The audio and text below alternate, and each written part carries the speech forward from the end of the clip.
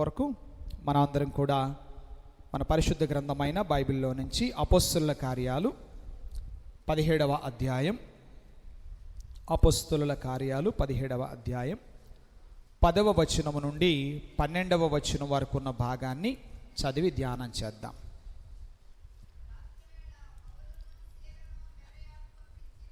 చదవండి అమ్మా. వెంటనే సహోదరులు రాత్రివేళ పౌలును సీలను బెరయకు పంపించిరి.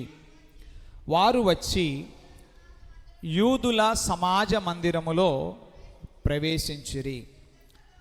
వీరు తెస్సలోనికలో ఉన్న వారి కంటే గనులై ఉండిరి గనుక ఆసక్తితో వాక్యమును అంగీకరించి పౌలును సీలయును చెప్పిన సంగతులు అలాగూ ఉన్నవో లేవో అని ప్రతిదినము లేఖనములను పరిశోధించుచు వచ్చిరి. చాలు. వాడుక భాషలో అంటే ప్రస్తుత వ్యవహారిక భాషకు తగినట్టుగా అనువదించబడిన మరి ఒక అనువాదములో ఉన్న మాటను కూడా క్లుప్తంగా నేను చదువుతాను. తెస్సలోనిక వాళ్ళకన్నా బెరయ వాళ్ళు మర్యాద గల వాళ్ళు దైవ సందేశాన్ని శ్రద్ధతో వినేవాళ్ళు, ప్రతిరోజు పవిత్ర గ్రంథాలు చదివి ఆ సందేశములోని నిజానిజాలు పరిశీలించేవాళ్ళు అని వ్రాయబడింది. చిన్న ప్రార్థన చేసుకొని వాక్య ధ్యానంలో ముందుకు సాగుదాం. కనికరము గల తండ్రి, ప్రేమగల మా దేవ, మీ పరిశుద్ధమైన ఘనమైన నామానికి వందనాలు, స్తోత్రాలు చెల్లిస్తున్నాం తండ్రి. ఈ ఉదయకాలము నీ పిల్లలమైన మేమందరం నీ పరిశుద్ధ ఆలయములోనికి చేరిరాగా ప్రార్థనతో ప్రారంభించిన కూడికను ఇప్పటి వరకు మీ ఆత్మ ఆధ్వర్యములో నడిపిస్తూ వచ్చినందులకై స్తోత్రము దేవా. ఆత్మ సంబంధమైన కీర్తనల ద్వారా నిన్ను గణపరచడానికి కృపనిచ్చారు. మిమ్మను ఆత్మతో సత్యముతో ఆరాధించటానికి కీర్తనాకారుని అనుభవాన్ని మరోసారి ప్రభువా మేము చూచి మా జీవితాలకు అన్వయింప చేసుకోవడానికి నువ్వు చూపిన కృప కొరకు వందనాలు తండ్రి. సంఘమైన మా పట్ల మీరు చేసిన మేలులు మహోపకారాలు ఎంతో విస్తారముగా ఉన్నాయి.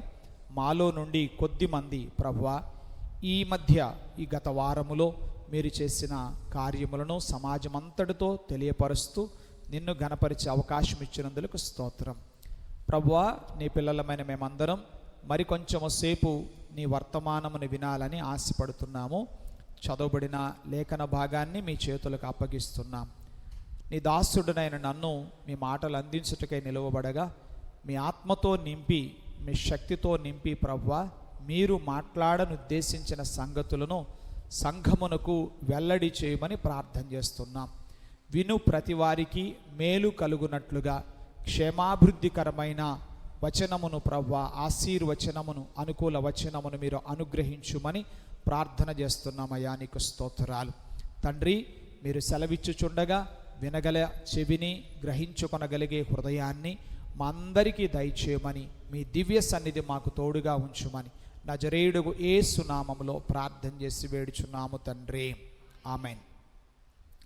మనం చదివిన వాక్య భాగము ఇలా ప్రారంభమయ్యింది. వీరు తెస్సలోనికలో ఉన్న వారి కంటే గనులని. దానికంటే ముందు వచనాన్ని మనం గమనిస్తే వెంటనే సహోదరులు రాత్రివేళ పౌలును సీలను బెరయకు పంపించారు అని మనం చూస్తున్నాం. మరి వాక్య భాగం అంతా చదవడానికి మనకు సమయం ఎక్కువ తీసుకుంటుంది కనుక క్లుప్తంగా ఇక్కడ చదివించాను. ఆ వివరణ, ఆ వాక్య భాగం వెనక ఉన్న నేపథ్యం అదంతా నేను మీకు వివరిస్తాను. దైవజనుడైన పౌలు గారు ప్రభువును తన స్వంత రక్షకునిగా అంగీకరించిన తర్వాత ప్రభువును గురించి ఆయా ప్రాంతాలకు చాటి చెప్పడానికి ఆయన నిరంతరాయంగా ప్రయాణాలు చేస్తూ ఉన్నారు. ఆ ప్రయాణములో భాగంగా నాడు రోమా సామ్రాజ్యములోని మాసిదోనియా అనే ఓ రాష్ట్రానికి ఆయన వెళ్ళారు. ఆ రాష్ట్రానికి వెళ్ళటం కూడా దేవుడే ఆయన్ను దర్శించి ఆ ప్రాంతానికి వెళ్ళమని సూచించిన మీదట ఆయన వెళ్ళారు. అక్కడ మాసిదోనియా ప్రాంతములో ముందుగా ఫిలిప్పి అనే పట్టణములో ఆయన సువార్తను ప్రకటించాడు. అక్కడ శ్రమలు పడ్డాడు. అక్కడ సువార్త ప్రకటించినందుకు ఏం జరిగిందంటే ఆయన్ని ఓ జైల్లో వేసి బాగా కొట్టి విడిచిపెట్టారు. మరి అలాంటి పరిస్థితి అక్కడ ఎదురైంది. తర్వాత విడుదల పొందాడు. మరలా తెస్సలోనికకు వచ్చాడు. తెస్సలోనికకు వస్తే అక్కడ కూడా స్టోరీ మామూలే. ఏంటంటే సువార్తను ప్రకటించడం, అక్కడ కొంతమంది దాన్ని ఇష్టపడకపోవటం. అయితే మరలా ఈయన మీద దాడి చేయాలని ప్రయత్నం చేసే క్రమములో కొందరు అడ్డుపడి ఆయన్ని చాటున ఏం చేశారు, వెంటనే ఆయన ఎక్కడ చావగొడతారోనని కొంతమంది శిష్యులు ఆయన ఏం చేశారంటే బెరయకు పంపించారు. అందుకని ఆ మాట ఇలా ఉంది, వెంటనే సహోదరులు రాత్రివేళ పౌలును శీలను బెరయకు పంపించారు అని చూస్తున్నాం. మరి ఇక్కడికి వచ్చిన తర్వాత పౌలు తన పద్ధతి ఏమన్నా మార్చుకున్నాడా? ఏం పద్ధతి చెప్పండి? ఆయన పద్ధతి ఏంటి? సువార్తను ప్రకటించటం, క్రీస్తు ప్రభువును గురించిన సువార్తను ప్రకటించడం. దాన్ని ఏమన్నా మానేశాడా? మానేలా. ఏమండి, ఒక మనిషిని అదే పనిగా కొడతా ఉన్నప్పుడు ఏ పని మానాలని కొడుతున్నామో ఆ పని మాననప్పుడు ఒక మాటను ఉపయోగిస్తాం మనం. అదేంటో నేను చెప్తాను, మీరు కొంచెం ఆలోచించి అవునా కాదా చెప్పండి. ఏంటి? బతకాలని లేదా అంటారా లేదా? ఒక మనిషిని ఒక పని చేయొద్దని కొట్టాం, బాగా కొట్టాం, మరలా కొట్టాం, మరలా కొట్టాం, అయినా కూడా ఆ పని మానట్లా. అప్పుడు మన నోటి నుంచి ఎలాంటి మాట వస్తుంది? ఏంట్రా మానవా? ఏం బతకాలని లేదా? మీరు ఎప్పుడు ఎవరిని అనలేదు అలాగా? లే. మిమ్మల్ని ఎవరిని అన్నారా? పని ఏదో ఒకటి జరిగి ఉంటుంది, అదో ఏదో జరిగి ఉంటుంది. ఏం బతకాలని లేదా నీకు? చెప్తే వినవా? మానవా అంటే పౌలు మాట ఏంటో తెలుసా? బతకాలని లేకపోవటం ఏముందండి, బతకాలని ఉంది. కాకపోతే మీరు అనుకుంటున్నట్టుగా బతకాలని కాదు, నేను క్రీస్తు కొరకు బ్రతకాలని ఉంది. దేవునికి స్తోత్రం కలుగును గాక. హల్లెలూయా. బతకాలని లేకపోవటం ఏంటి? ఉంది. కానీ ఎవరి కోసం బతకాలని ఉంది? నా కోసం నేను కాదు, బ్రతుకుట క్రీస్తే, చావైతే లాభమో. హల్లెలూయా. ఇలా ఎంతోమంది ప్రభువుని సువార్తను ప్రకటించటంలో మిక్కిలి రోషము గలవారే వెళ్ళారు. టెర్టులియన్ అనేటువంటి సంఘ పితరుని దగ్గరకు ఒక విశ్వాసి వచ్చి ఇలా తన గోడు వెళ్ళబోసుకున్నాడట. ఏం చేయాలండి అయ్యగారు, ఏం చేయాలో నాకు అర్థం కావట్లేదు. ఎక్కడ చూసినా నేను ప్రభువుని అంగీకరించినందుకు నాకు వ్యతిరేకత ఎదురవుతుంది. మరి నేను బతకాలంటే ఏదో పని చేయాలి కదా అన్నాడట. ఏంటి అన్నాడట టెర్టులియన్ గారు. అదేనండి, నేను బతకాలంటే ఏదో ఒకటి చెయ్యాలి కదా అంటున్నాడట. చివరిగా ఆయన నొక్కుతూ ఇలా అన్నాడట, నువ్వు బ్రతకాలా అన్నాడట. మొదట అర్థం కాల ఆ మాట, నువ్వు బ్రతకాలా అని రెండోసారి రెట్టించి అడిగితే అప్పుడు కానీ అర్థమైందట. ఏమని? నేను బ్రతకడం కాదు, క్రీస్తు నాయందు జీవించాలి, అందుకోసం ఎంతటి త్యాగానికైనా సిద్ధం. ఏమండి? ఎంతటి త్యాగానికైనా సిద్ధం, చివరికి ప్రాణమర్పించడానికైనా సిద్ధం. ఇవాళ మనం ఇలాంటి ఉపదేశాలు ఎక్కువ వింటున్నాం. ఎలాంటివో చెప్పనా నేను? పొందుకో ఇప్పుడే యేసు నామములో నూతన గృహం. ఏంటది? నూతన ఉద్యోగం అనగానే మనందరం పరవశించిపోయి ఆ కన్నుల ఎదుట క్రొత్త ఇళ్ళు కళకళలాడుతుంటే మనం గృహప్రవేశం చేసినట్టుగా, చెప్పండి, చాలామందికి భోజనాలు పెట్టినట్టుగా రాత్రే కలొస్తుంది. తెల్లారి పాస్టర్ గారి దగ్గరకు వచ్చి, పాస్టర్ గారు రాత్రి ప్రభువు నాకు చూపించారు. ఏం చూపించారు చెప్పండి? ఇవి ఇప్పటి బోధలు, కానీ ఆనాటి బోధలు ఏంటో తెలుసా? వదులుకో యేసు నామములో. ఏం చెప్పండి? వదులుకో. ఏం వదులుకో? చెప్పరేంటండి? ఇప్పుడేమో అన్నీ ఏంటి చెప్పండి? పొందుకో, నూతన గృహం, ఉద్యోగం, వ్యాపారం, పొందుకో విశ్వాసంతో అని ఇప్పుడు అంటుంటే అప్పుడేమనే వాళ్ళు తెలుసా? విశ్వాసమును బట్టి వదులుకో. ఏంటది? ఉద్యోగం వదులుకో, వ్యాపారం వదులుకో. ఇప్పుడు ఆ బోధ చెప్తే అందరూ ఇడిబుడ్డ వెళ్ళిపోతారు అనుకుంటాను నేను. చెయ్యాల్సిందే అది. అసలు టెర్టులియన్ మాట్లాడాడు, నువ్వు బ్రతకాలా అన్నాడట. ఎందుకు ఆ గొడవ వచ్చిందంటే, క్రీస్తు కొరకు, క్రీస్తును బట్టి ఆ రోజున చాలామంది ప్రభువును అంగీకరించిన మీదట తమ వృత్తి వదులుకోవాల్సి వచ్చింది, తమ పనులు వదులుకోవాల్సి వచ్చింది. ఉదాహరణకి ఓ తాపీ మేస్త్రి ఉన్నాడు. ఏంటి? ఓ తాపీ మేస్త్రి ఉన్నాడు. ఆయన వృత్తి అది. ఆయనకు ఒక ఆర్డర్ వచ్చింది. ఏం ఆర్డర్ వచ్చింది? ఓ పెద్ద దేవాలయం, అన్య దేవతాలయం కట్టాలని 100 కోట్ల ప్రాజెక్టు వచ్చింది. ఏం చేయాల్సి వచ్చింది? ప్రభువుని అంగీకరించడాన్ని బట్టి నీరసం వచ్చిందా మీకు? అనుకున్నా మీకు నీరసం వచ్చిందిలే, నాకు అర్థమవుతుంది మీ మొఖాలు చూస్తే. ప్రభువును అంగీకరించటను బట్టి ఆ 100 కోట్ల ప్రాజెక్టుని ఏం చేయాల్సి వచ్చింది? ఎందుకు వదులుకోవాల్సి వచ్చింది? ఎందుకు? ఇంకో ప్రాజెక్ట్ వచ్చింది. ఇదేం ప్రాజెక్ట్ అంటే ఆ ఊళ్ళో ఒకే ఒక్క అవకాశం. ఏంటది? బార్ షాపు పెట్టుకోవడానికి లైసెన్సు కోసం పాట పాడే అవకాశం వచ్చింది. డబ్బులున్నాయి, కానీ ఏం చేయాల్సి వచ్చింది? పాడగలిగి ఉండి కూడా చెప్పాలి, వదులుకోవాల్సి వచ్చింది. కొన్ని పనులు వదలాల్సి వచ్చింది, కొన్ని వ్యాపారాలు వదలాల్సి వచ్చింది, కొన్ని చేతి వృత్తులు వదలాల్సి వచ్చింది. కొన్నిసార్లు కుటుంబాలను కూడా, బంధువులను కూడా వదులుకోవాల్సి వచ్చింది. ఫంక్షన్లు కూడా, చెప్పరేంటండి, ఫంక్షన్లు కూడా వదులుకోవాల్సి వచ్చింది. అందుకని టెర్టులియన్ గారి దగ్గరికి వచ్చాడు. ఆయన పేరేంటి? సరే, మీకు నోరు తిరగపోతే ఒక్కసారి నేను చెబుతా. టెర్టులియన్ ఆయన అన్న ఒక గొప్ప మాట ఏంటంటే, హతసాక్షుల రక్తం సంఘానికి విత్తనం అన్నాడు ఆయన. మీరు చంపుతూ బండిరా నాయన, ప్రతి రక్తపు బొట్టు ఒక విత్తనమై ఒక్కొక్క సంఘమై క్రీస్తు ప్రభువుని గణపరుస్తుంది అని చెప్పి మాట్లాడాడు ఆయన. దేవునికి స్తోత్రం. ఆయన అన్న మాట, నువ్వు బ్రతకాలా, రెండోసారి రెట్టించనడట, నువ్వు బ్రతకాలి. అదేనా అంటే అప్పటికి కానీ బోధ ఎక్కింది, నేను కాదు కదా, ప్రభువు నా యందు జీవించాలి. దేవునికి స్తోత్రం. పౌలుది ఖచ్చితంగా అదే విధానం. మరి కాకపోతే మాసిదోనియా రాష్ట్రంలో ఫిలిప్పి పట్టణంలో తన్నులు తిన్నాడు, సరిపోలేదా? తెస్సలోనిక పట్టణంలో చావగొట్టేవాళ్లే, వీళ్లే కనుక తప్పించి పంపించి ఉండకపోతే బుద్ధి రాలేదా? బెరయాకొచ్చి మళ్ళీ ఏం చేస్తున్నాడు?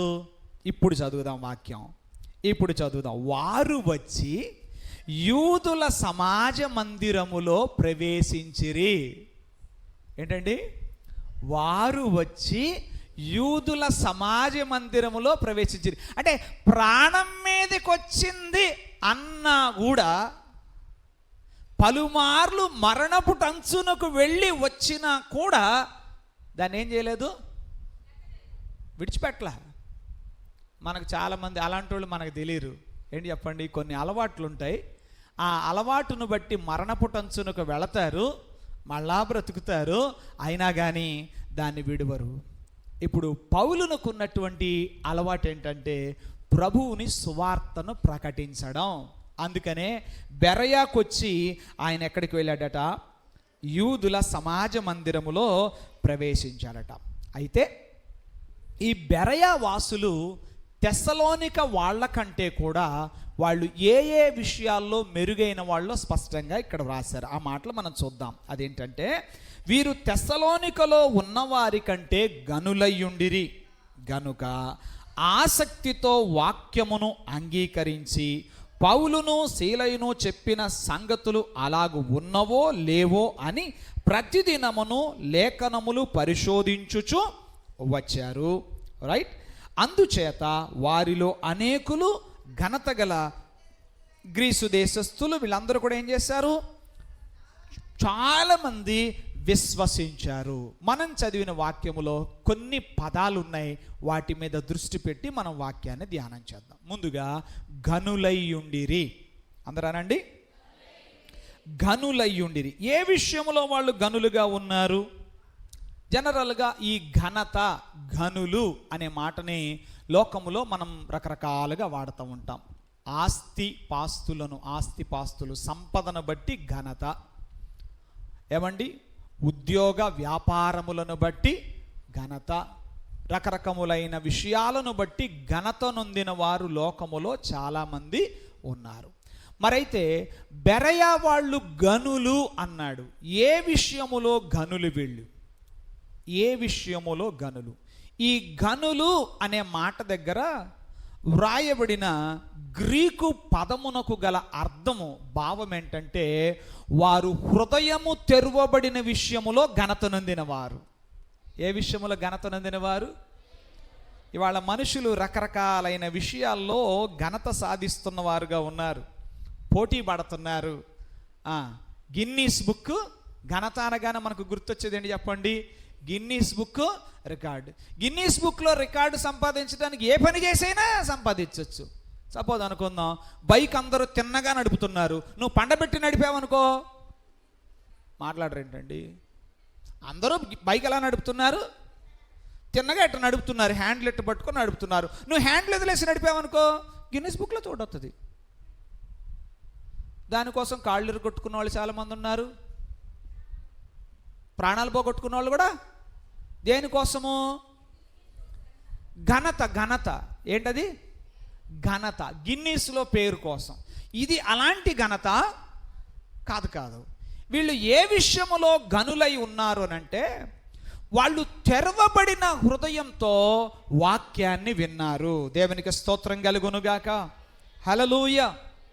ఈ మాట ఎందుకు ఇక్కడ గనులు అనే మాట వ్రాయాల్సి వచ్చిందంటే, యూదులు తమను తాము ఎలా భావిస్తున్నారంటే, మేము మేలు రకపు జాతి వాళ్ళం.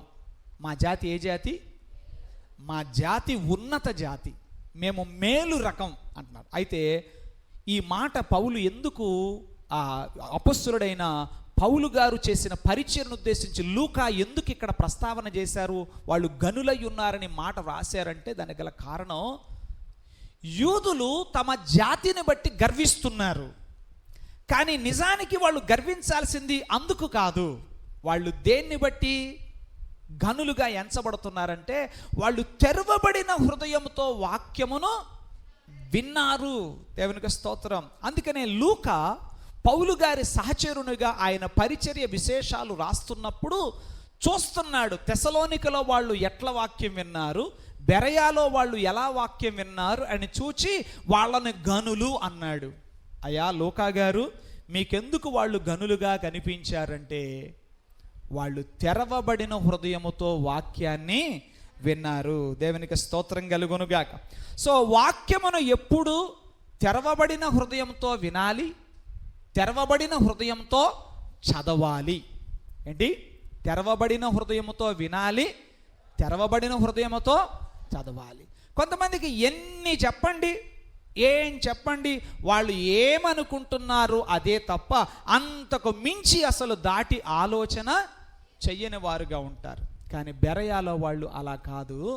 వాళ్ళు పౌలు గారు లేఖనములను ఎత్తి మాట్లాడుతూ ఉంటే వాళ్ళు వాక్యమును తెరవబడిన హృదయముతో విన్నారు.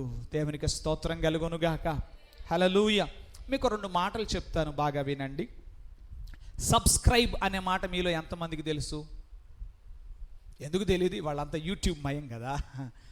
ప్రతి యూట్యూబ్ ఛానల్ ఏంటి చెప్పండి? Like, share, subscribe. ఈ 3 మాటలు ఏంటి చెప్పండి? Like, share, subscribe. దేవుని వాక్యాన్నట మనం ఎప్పుడు సబ్స్క్రైబ్ చేసుకునే వాళ్ళంగా ఉండాలి, లేకపోతే ఆయన ఉపదేశాన్ని మనం సబ్స్క్రైబ్ చేసుకోవాలి, కానీ ప్రిస్క్రైబ్ చేసే వాళ్ళంగా ఉండకూడదు. ప్రిస్క్రైబ్ అంటే అర్థం ఏంటి? ఆజ్ఞాపించడం, నిర్ణయించడం. డాక్టర్ గారు మనకేం చేస్తారు, కొన్ని మెడిసిన్ ఇది నువ్వు వాడి తీరాలి అంటూ ఏం చేస్తారు, మనకి ఇచ్చేస్తారు. దాన్ని ప్రిస్క్రిప్షన్ అంటాం. అలాగే ప్రిస్క్రైబ్ అనే మాటకు అర్థం ఏంటంటే, వాళ్ళు చెప్పింది మనం వింటమే కానీ, చెప్పండి, మనం చెప్పింది వాళ్ళు వినరు. మరి సబ్స్క్రైబ్ అంటే ఏంటి? మనమేమి ఎదురు చెప్పం, ఆయన ఏం చెప్తే దాన్ని అంగీకరించడం. సబ్స్క్రైబ్ అన్న మాటకు అర్థం ఏంటంటే అంగీకరించడం, స్వీకరించడం అని అర్థం. అంటే ఇప్పుడు బెరయాలో ఉన్నవాళ్ళు ఏం చేశారంటే దేవుని లేఖనాలని వాళ్ళు ఏం చేశారు, సబ్స్క్రైబ్ చేసుకున్నారు. ఆమేన్. వాటిని అంగీకరించారు, వాటిని వాళ్ళు ఏం చేశారు, స్వీకరించారు. లేఖనమెత్తి మాట్లాడుతున్నప్పుడు ఆ ఉపదేశాన్ని వాళ్ళు స్వీకరించారు. దేవునికి స్తోత్రం కలుగును గాక. ఎప్పుడు మనము వాక్యాన్ని స్వీకరించలేం అంటే మనకంటూ కొన్ని అభిప్రాయాలు ముందుంటాయి.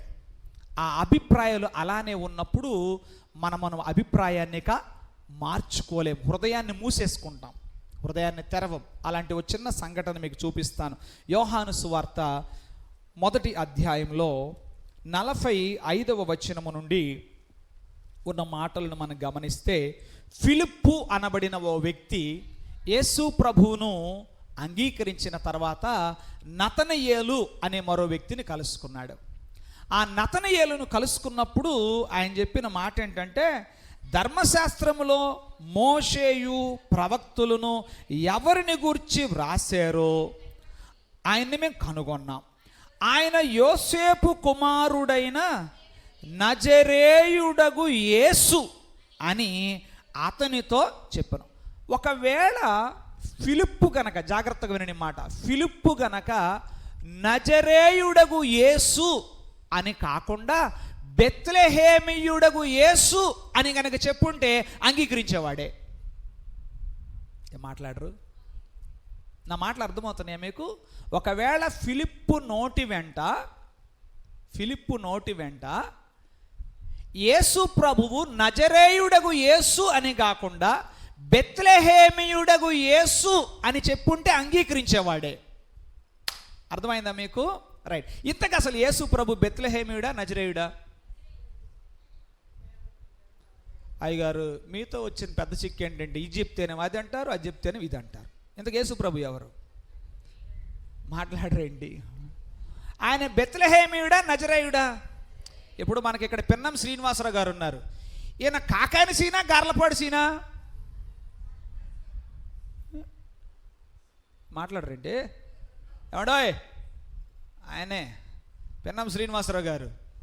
ఆరోగ్యం బాగాలేకపోయినా నేను ఏమైనా ఈ శరీరాన్ని తోసుకుంటే లేని మందిరంలో పడలేని వచ్చాడు. దేవునికి స్తోత్రం. రైట్. ఇంతగా ఆయన కాకాని సీనా గార్లపాడు సీనా? రెండునా? Kakani scene Garlapadu scene. ఇప్పుడు ప్రాబ్లం ఏంటంటే కాకాని సీన్ అంటే ఒక వాల్యూ ఉంటుంది, ఇక్కడ గార్లపాడు సీన్ అంటే మన మైండ్ క్లోజ్డ్గా ఉన్నప్పుడు, మనం కొన్ని అభిప్రాయాలు పెట్టుకున్నప్పుడు ఫలానా మన కులమే అంటే మాట వినేస్తాం. ఏం అవసరంలా వాళ్ళు మన కులమే అంటే చాలు. ఇక ఏమైపోద్ది హృదయం? చెప్పండి ఒకసారి. ఎన్ని అంగుళాలు? అంగుళాలు ఏంటండి బాబు? మన క్యాస్టు, మన ఊరు అంటే సరి. అడుగుల లెక్కనేమవుద్ది ఇది? కొంతమందికి అడుగుల లెక్కన తరబడితే కొంతమందికి గజాల లెక్కన హృదయం ఏమవుద్ది చెప్పండి? మనోడే అంటే చాలు. ఏమైపోద్ది? రెక్కలు నాకేం రూపు రావట్లేదు. దేవునికి స్తోత్రం. చూడండి ఎంత వెళ్ళిపోద్ది. నతనయేలుకి ఎప్పుడైతే యేసును నజరేయుడగు యేసు అన్నాడో పెట్టేసుకున్నాడు. నజరేతులో నుండి మంచిదేదైనా రాగలదా? ఇప్పుడు మీకు అర్థమైందా? క్లోజ్డ్ మైండ్ ఎలా ఉంటుంది, ఓపెన్ మైండ్ ఎలా ఉంటుంది? ఇప్పుడు ఫిలిప్పు చెప్పాడండి, ధర్మశాస్త్రములో మోషేయు ప్రవక్తలు ఎవరి గురించి వ్రాసారో ఆయన్ని మేము కనుగొన్నాము. ఆయన నజరేయుడగు యేసు అనగానే ఈయన మైండ్లో ఎప్పటి నుంచో సెటిల్ అయిపోయింది, నజరేతులో నుండి మంచిదేది కూడా రాదు, అసలు వచ్చే అవకాశమే లేదు అని సెటిల్ అయిపోయాడు. కానీ అసలు ఆ యేసు ఎవరు, ఏంటి, ఆయన ఎక్కడ, ఇవన్నీ ఆలోచన చెయ్యకముందే, ఏమీ చేయకముందే తనొక్కటే అంటున్నాడు, నజరేతులో నుండి మంచిది రాదంటున్నాడు. పోనీ అసలు ఆ నజరేతు చరిత్ర అన్నా తెలుసా? ఆ గలిలయ చరిత్ర అన్నా ఏమన్నా తెలుసా అంటే అది కూడా సరిగా తెలియదు. కొంతమంది తమను గురించి తాము ఏమనుకుంటారంటే మాకు అంతా తెలుసు, ఇక మీరు మాకేమీ చెప్పాల్సిన అవసరమో లేదని. వాస్తవంగా బైబిల్ చరిత్ర చెప్తుంది, ప్రవక్త అయిన యోనా గలిలయుడే. ఎవరు చెప్పండి? ప్రవక్త అయినటువంటి యోనా గలిలయుడే, ఆ ప్రాంతానికి చెందినవాడే. మరి తెలీదా చరిత్ర నీకు అంటే కాదు. అందరూ అనుకుంటున్నారు. ఏమనుకుంటున్నారంటే ఇశ్రాయేలు దేశములో వాళ్ళ అభిప్రాయం ఏంటంటే ఉత్తర ప్రాంతమైనటువంటి ఆ భూభాగము అది శపించబడినది అని వాళ్ళ అభిప్రాయం. కేవలం దక్షిణ ప్రాంతమున ఉన్నవారే, యూదయ ప్రాంతములో ఉన్నవారే జ్ఞానులని వారు తమను తాము ఏం చేసేవాళ్ళు? భావించేవారు. అందుకనే నతనయేలు ఏం చేయలేకపోయాడు? నమ్మలేకపోయాడు. నజరేతులో నుండి మంచిదేదైనా రాగలదా అని అతను అడుగగా వచ్చి చూడుమని ఫిలిప్పుతో అన్నాడు. థ్యాంక్ గాడ్, వచ్చి చూచాడు. నేను రానులేపో, నాకు చెప్పాల్సిన అవసరం లేదు పో అంటే నతనయేలు అలానే ఉండేవాడు. కానీ నతనయేలు కొంచెం మెత్తబడ్డాడు. వచ్చి చూచి ఆయన కూడా కనుగొన్నాడు. ఏమని కనుగొన్నాడు? చదువుదాం. నతనయేలు ఏమంటున్నాడు ఒకసారి మనం చూద్దాం. నతనయేలు, బోధకుడా, నీవు దేవుని కుమారుడువు, ఇశ్రాయేలు రాజువు అని ఆయనకు ఉత్తరం ఇచ్చాడు. దేవునికి స్తోత్రం కలుగును గాక. హల్లెలూయా. అంటే నతనయేలు ఎప్పుడు ఆ మాట అనగలిగాడు? కాస్తంత తన హృదయాన్ని విశాలపరుచుకొని తొలుత నమ్మకపోయినా ఒక అడుగు వేసి 4 అడుగులు వేసి ఆ ప్రాంతమునకు వచ్చినప్పుడు, ఆయనతో సంభాషించినప్పుడు అంగీకరించగలిగాడు. దేవునికి స్తోత్రం కలుగునుగాక. కనుక దేవుని పిల్లలారా, ఈ ఉదయకాలము ఘనులు ఎవరు చెప్పండి. ఇక్కడ ఘనులు అనే మాట దేన్ని సూచిస్తుంది? ఏం సూచిస్తుందంటే ఎవరైతే హృదయము తెరవబడి దేవుని వాక్యము వింటారో వారే ఘనులు. ఆ విషయములో మనం ఘనులముగా ఉందముగాక. దేవునికి స్తోత్రం కలుగునుగాక. తర్వాత మనం గమనిస్తే వారు ఎలా విన్నారట వాక్యాన్ని? ఆసక్తితో విన్నారు. ఎలా విన్నారు? ఆసక్తితో విన్నారు. మరి లోకములో మనం చూసినప్పుడు అనేక విషయాల్లో మనకేముంది చెప్పండి? ఆసక్తి ఉంది. దైవజనుడైన పౌలు రోమీలకు రాసిన ఉత్తరములో ఇలా అంటాడు కదా, ఆసక్తి విషయములో మాంద్యులు కాక ఆత్మయందు తీవ్రత గలవారై ప్రభువును మనము సేవించాలి. ఏ విషయంలో? ఆసక్తి విషయములో మనకేం రాకూడదు? మాంద్యత రాకూడదు. అందుకే నేను తరచుగా చెప్తాను, ఆసక్తి ఉంటే ఏ శక్తి మిమ్మల్ని ఆపలేదు. ఏమిటి? ఆసక్తి ఉంటే ఏ శక్తి మిమ్మల్ని ఈరోజు నీకున్న ఆసక్తి దేని మీద ఉంది? పేతురు అంటాడు కదా, రక్షణ విషయములో ఎదుగు నిమిత్తము వాక్యమును పాలను ఆసక్తితో ఉందా మాట? నేను జత చేశానా? చూద్దాం ఒకసారి. పేతురు మొదటి పత్రిక తీయండి, 2వ అధ్యాయం 2వ వచనం చదవండి. సమస్తమైన దుష్టత్వమును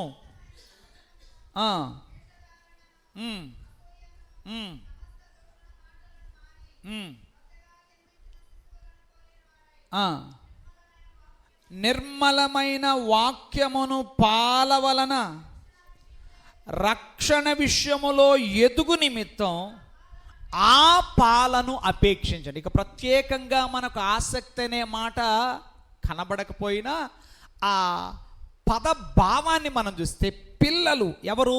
క్రొత్తగా జన్మించిన శిశువులను పోలిన వారై నిర్మలమైన వాక్యమును పాలవలన రక్షణ విషయములో ఎదుగు నిమిత్తం ఆ పాలను అపేక్షించండి. ఏంటి? ఆ పాలను అపేక్షించండి, కోరుకోండి. శిశువులు, పసిపిల్లలు తల్లి పాలను ఎంత ఆసక్తిగా వారు అపేక్షిస్తారో అంతగా అనే భావము అక్కడ మనకు కనబడుతుంది. సో వీళ్ళు దేవుని వాక్యమును వీళ్ళు ఎలా విన్నారట? ఆసక్తితో ఉన్నారు. ఏమండి? ఆసక్తి ఉన్నప్పుడు, ఫలానా దాని మీద మనకు ఆసక్తి ఉన్నప్పుడు అది కొన్నిసార్లు ఎలా ఉంటుందంటే మనకి ఆకలి కూడా గుర్తుకు రాదు. అవునంటారా? కాదంట. కొన్ని పనుల మీద మనకు ఆసక్తి ఉన్నప్పుడు నిజానికి ఆకలేసే సమయం అది, కానీ భోజనం మీద కూడా మనకి ఉండదు.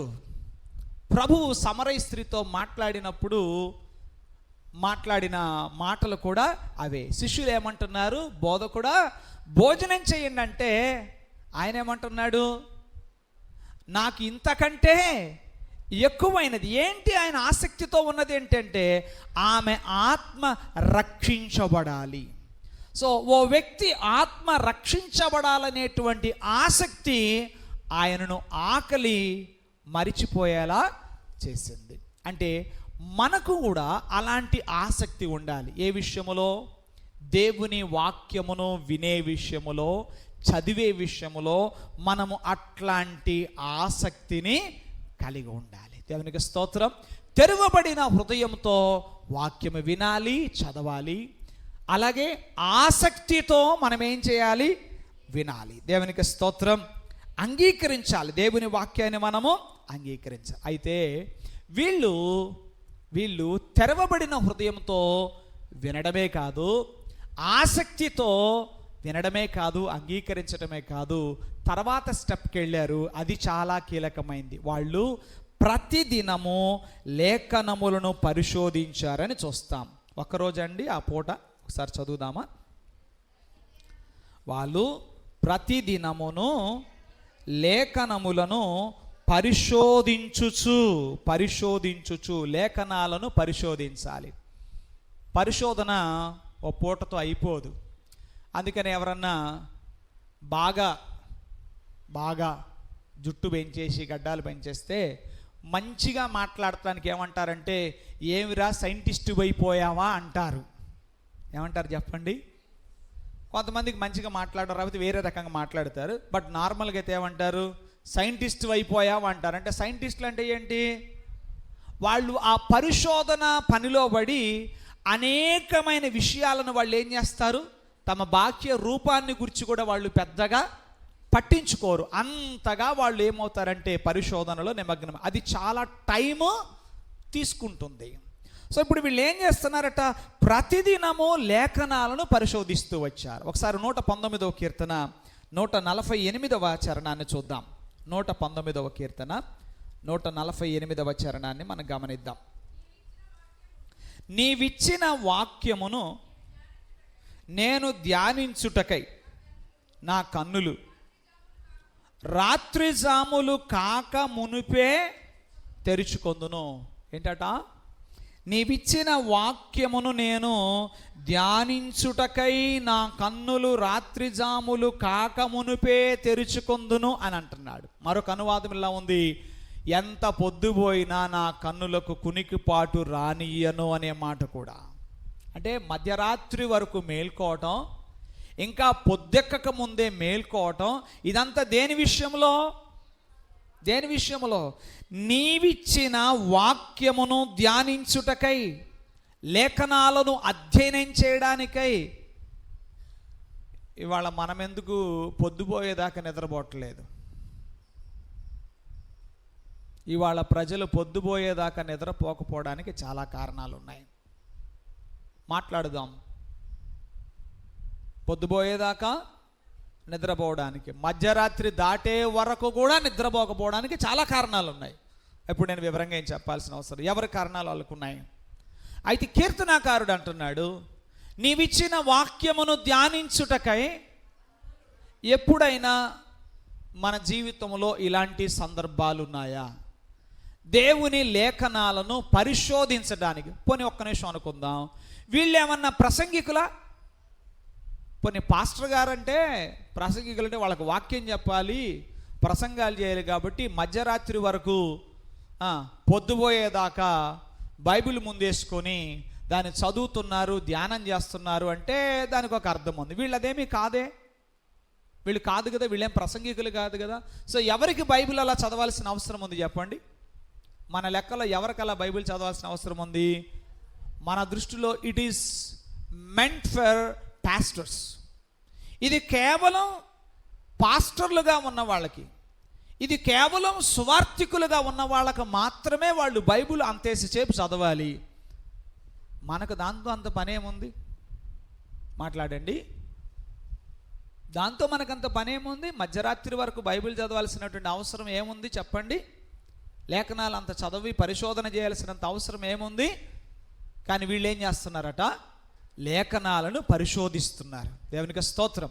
యేసుప్రభు చెప్పిన మాట యోహాను సువార్త 5వ అధ్యాయం 39వ వచనంలో ఇలా ఉంటుంది ఏంటంటే, లేఖనములను పరిశోధించండి.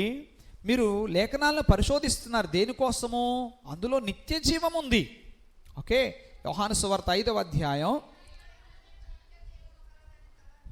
ఏమండి, లేఖనముల యందు మీకు నిత్య జీవము కలదని తలంచుచు వాటిని పరిశోధించుచున్నారు, అవే నన్ను గూర్చి సాక్ష్యమిచ్చుచున్నవి. హల్లెలూయా. లేఖనముల యందు ఏముందట? నిత్య జీవము కలదు. నిత్య జీవము కలదని మీరు వాటిని ఏం చేస్తున్నారు?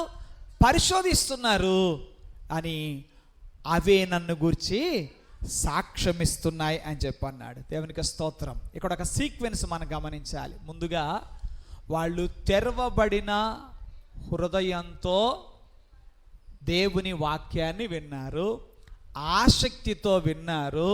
వాళ్ళు ఇంకా చెప్పాలంటే ఇలాంటి వారు పరిశోధన చేస్తేనే ఏదైనా ప్రయోజనం.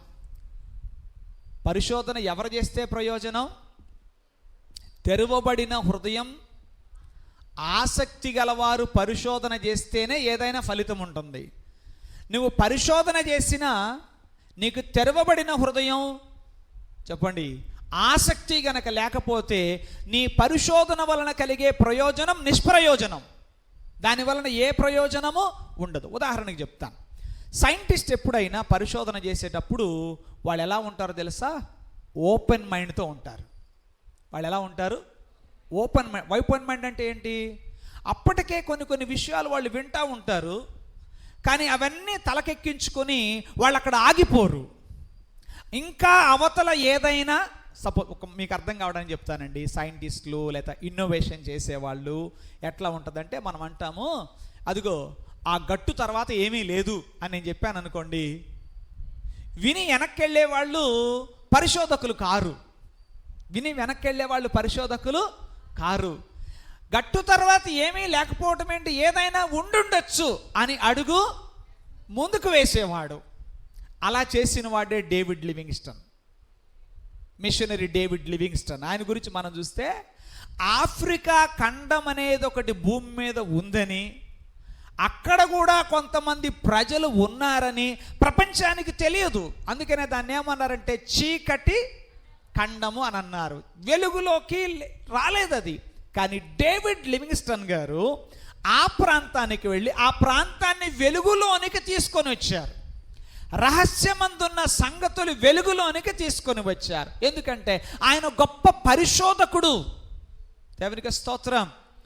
ఆయన గొప్ప పరిశోధకుడు.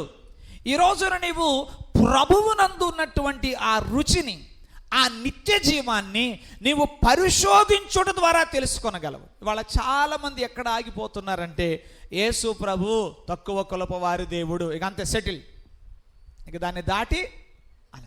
యేసు ప్రభు విదేశీయుల దేవుడు, దాన్ని దాటి ఓటలు. నతనయేలు కూడా ఒక దశలో అక్కడే ఉన్నాడు. థ్యాంక్ గాడ్ ఆయన దాటి వచ్చాడు. దేవునికి స్తోత్రం కలుగునుగా. సో ఇప్పుడు బెరయాలో ఉన్న యూదులు, వీళ్ళు తెసలోనికలో ఉన్న యూదులు, వీళ్ళు యూదులే. వాస్తవంగా యూదుల సమాజం అందరం ఎవరిది? యూదులే. వీళ్ళు యూదులే, కానీ వాళ్ళు తెసలోనికలో ఉన్నటువంటి యూదులు వంటి వారు కారు. వీళ్ళు తెరవబడిన హృదయం గలవారు. సైంటిస్టులు అంటే పైనుంచి అని ఊడిపడ్డారా? వాళ్ళు మనలాంటి మనుషులేగా కాదా? మనలాంటి మనుషులే కదా. మరి వాళ్ళు ఎందుకు కాగలిగారు? వాళ్ళు ఎందుకు అంత ఉన్నత స్థితికి రాగలిగారంటే వాళ్ళు ఓపెన్ మైండ్తో ఉన్నారు. మనమైతే క్లోజ్డ్ మైండ్. ఇది దీనికే పనిచేస్తుంది. మనం ఏం చేస్తాం? ఒక వస్తువు ఎవరో చెప్తారు, మన తాతయ్య ముత్తాత చెప్తారు, అయ్యా ఇది దీని కొరకే పనిచేస్తుంది. కానీ పరిశోధకుడు ఏం చేస్తాడు? దీని కొరకేనా, ఇంకా దేని కొరకు పని చేయదా అంటూ ఏం చేస్తాడు? దాన్ని మరొక అడుగు ముందుకేస్తాడు. సో బెరయలో ఉన్న వాళ్ళు అలాంటి రీతిగా లేఖనాలను వాళ్ళు పరిశోధన చేశారు. ఎట్లాగట? పౌలును శీలయును చెప్పిన సంగతులు అలాగు ఉన్నవో లేవో అని ప్రతిదినము లేఖనాలు పరిశోధిస్తూ వచ్చారు. అంటే పాత నిబంధన లేఖనాలను ఎత్తి మాట్లాడాడు పౌలు గారు. పౌలు గారు చెప్పింది రైటేనా? ఒకదానితో అంటే వీళ్ళు అనుమానిస్తున్నట్టు కాదు, రూఢిపరుచుకోవడానికి, ధృవపరుచుకోవడానికి వాళ్ళు ఆ విధంగా పరిశోధిస్తూ వచ్చారు. దాని ఫలితం ఏమైందో తెలుసా? అలా వాళ్ళు పరిశోధించే అక్కడ ఉందో మాట, అందుచేత. అక్కడ మాట వెంటనే యాడ్ చేయబడింది. ఏమని చెప్పండి? అందుచేత. గమనించారా? 12వ వచనంలో అందుచేత వారిలో అనేకులను. ఇప్పుడు మీరేం చేయాలంటే ఈ 13వ వచనాన్ని 4వ వచనం దగ్గర ఒకసారి కలిపి చూడండి. వారిలో కొందరు అని ఉంది. 4వ వచనంలో ఏముంది? తెస్సలోనిక పట్టణములోని యూదులలో కొందరే ప్రభువుని అంగీకరించారట. ఎందుకు అనేకులు అంగీకరించలేకపోయారు? వాళ్ళు పరిశోధించనందున అంగీకరించారు. మరి బెరయా పట్టణములో అనేకులు ఎందుకు అంగీకరించారు? ఇందాకేమో వారిలో కొందరును అని చదివాం 4వ వచనములో. 12వ వచనములోనేమో వారిలో అనేకులను అని మనం చూస్తున్నాం. అక్కడేమో కొందరు ఎందుకయ్యారు, ఇక్కడేమో అనేకులు ఎందుకయ్యారు? కారణం ఏంటంటే వీరు పరిశోధించిన వారు గనుక వారిలో అనేకులను. తర్వాత ఘనత కలిగిన వీళ్ళు అన్యులు, గ్రీసు దేశస్థులైన స్త్రీలలోనూ పురుషులలోనూ చాలామంది విశ్వసించిరి. సో ఈ విశ్వాసము దేని ఫలితము చెప్పండి? ఈ విశ్వాసము దేని ఫలితము? పరిశోధన ఫలితం. దేని ఫలితం? చాలామంది అంటారు విశ్వాసం గుడ్డిది అంటారు. విశ్వాసం గుడ్డిది ఎంత మాత్రమో కాదు. నమ్మకం గుడ్డిది. నో ఎంత మాత్రం కాదు. క్రీస్తునందు గల నమ్మకము అది పరిశోధనకు నిలిచే నమ్మకం. హల్లెలూయా. అందుకనే ఫిలిప్పు నతనయేలుతో సవాలుకరంగా మాట్లాడగలిగాడు. ఏమని సవాలు చేశాడు? వచ్చి చూడు అన్నాడు. అంతేగాని నీ ఇష్టం, నమ్మితే నమ్ము లేకపోతే లేదు అని అనలేదు. నమ్మితే నమ్ము లేకపోతే లేదు అనలేదు. ఏమన్నాడు? వచ్చి చూడు. అంటే క్రీస్తునందు ఒక వ్యక్తి ఉంచే నమ్మకం అది పరిశోధనకు నిలువగలిగినటువంటి నమ్మకం. దేవునికి స్తోత్రం. క్రీస్తునందలి విశ్వాసము పరిశోధనకు నిలువగలిగినటువంటి విశ్వాసం. సో బెరయలో ఉన్నవారు వారు ఘనులు. తెరవబడిన హృదయంతో వాక్యాన్ని విన్నారు, చదివారు, ఆసక్తితో దాన్ని అంగీకరించారు, దాన్ని పరిశోధించిన మీదట దానిని విశ్వసించారు. దేవునికి స్తోత్రం కలుగును గాక. హల్లెలూయా. దేవుని పిల్లలారా, ఈ రోజున ఏ విషయంలో మీరు ఘనత కలిగిన వారుగా ఉన్నారు? ఎందును బట్టి మీరు ఘనులు? ఏ విషయములో ఆసక్తి కలిగిన వారుగా ఉన్నారు? మీ పరిశోధనలు దేని కొరకు వెళుతున్నాయి? ఆలోచన చేద్దాం. వీరైతే ఆత్మ సంబంధమైన సంగతులను గురించి. హల్లెలూయా.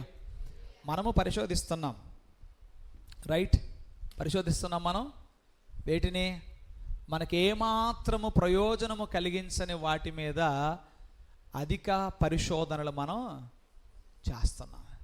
పరిశోధించాల్సిన వాటిని పరిశోధించకుండా క్షణికమైన సుఖాల కోసం వేటినో పరిశోధిస్తున్నాం. అలా వద్దు.